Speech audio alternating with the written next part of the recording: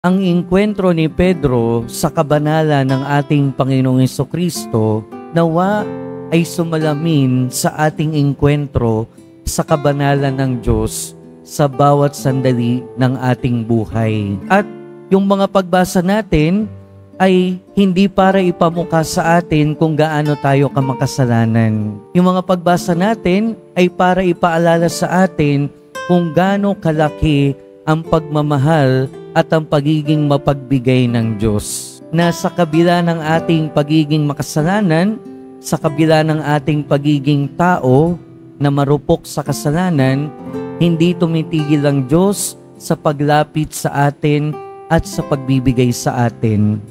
In the same way, hindi siya tumitigil sa pagtawag sa atin para maglingkod sa Kanya.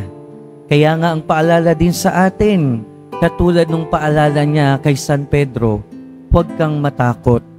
Mula ngayon, magiging mamamalakaya ka ng mga tao. Ganon din yung sinasabi sa atin ng ating Panginoon. Kung ano man yung misyon natin sa buhay, huwag kang matakot.